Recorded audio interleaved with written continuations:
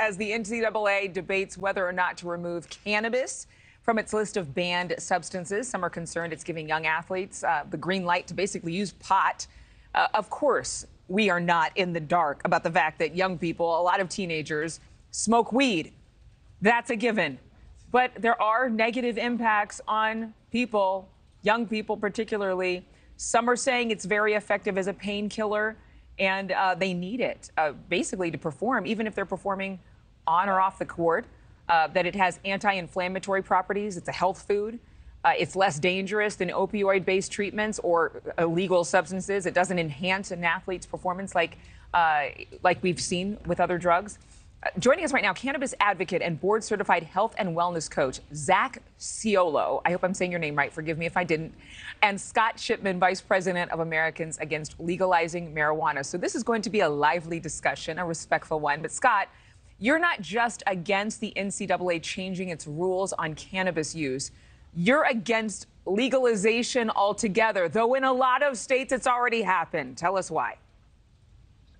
Well, the reason we're against it, there's dozens of reasons, but this country is in the midst of a drug epidemic, and the early marijuana use is fueling this epidemic.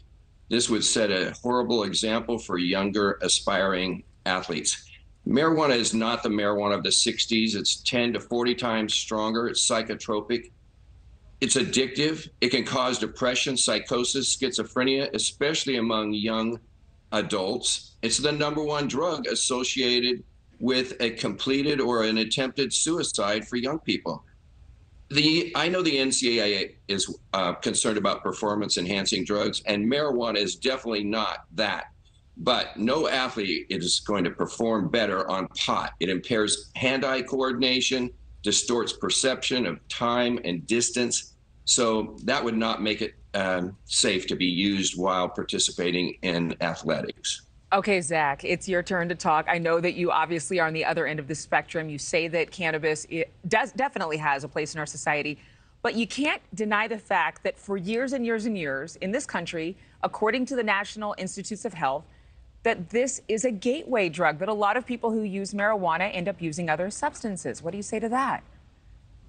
Yeah, I think these are all really good points. One thing I think that's clear and I want to get across is I don't recommend that athletes do their sport high. That's not what we're trying to reach for. It clearly impairs athletic performance. You wouldn't want to play a game, et cetera, high. But what I think is the big key here is a lot of athletes get into pain management, and they might be reaching for things like NSAIDs, ibuprofen, Advil, et cetera. And something like specifically CBD would be a more beneficial alternative. Right now, all parts of the cannabis plants are not allowed, both THC and CBD, the non-psychoactive counterpart. That could be a really good, safer alternative to NSAID use. In addition to the fact that a lot of athletes experience injury or pain management or even surgery. And I think that THC specifically has a really powerful pain-mediating property that would be much better than the high risk of taking something like opiates post-surgery, et cetera. So although there's known risks to cannabis, I think that these benefits would outweigh those risks. In addition to the fact that we need to start treating individuals in college like adults, making informed choices about their use. Even if they're young and impressionable still. I mean, clearly they're not minors, they're 18, 19, 20 years old. But if I had everything figured out at 18, 19, or 20, Zach, I would not be sitting here. We all have to learn something, and we have to learn from those who went before us. So what do you say to those who just say, these are kids, they're too young to be smoking weed recreationally? Especially if they're athletes. Yeah, absolutely. It's a great point.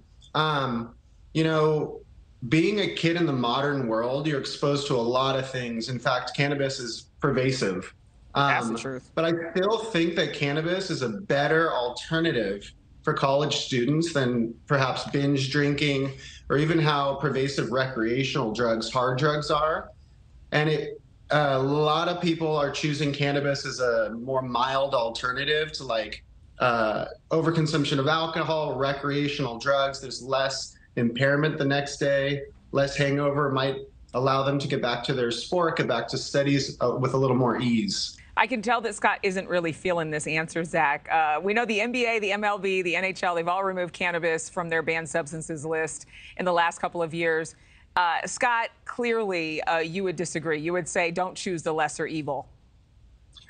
Well, true. And the science has indicated that if you're a marijuana user and you have surgery or pain, you're going to use more pain medicine after surgery. And marijuana primes the brain for opioid addiction. It's fueling the addiction to other drugs. If you go into a treatment center and ask what the first drug a person in treatment used, and young people, the number one drug they're in treatment for is marijuana. But they're going to say marijuana started it off. Whenever the marijuana runs out, there's always somebody with pills or other drugs. And so this is absolutely a gateway drug. This is a dangerous precedent. It would set a horrible example for younger athletes. Thank you for watching. Go to newsnationnow.com to find NewsNation on your television provider. And don't forget to click the red subscribe button below to get more of NewsNation's fact-driven, unbiased coverage.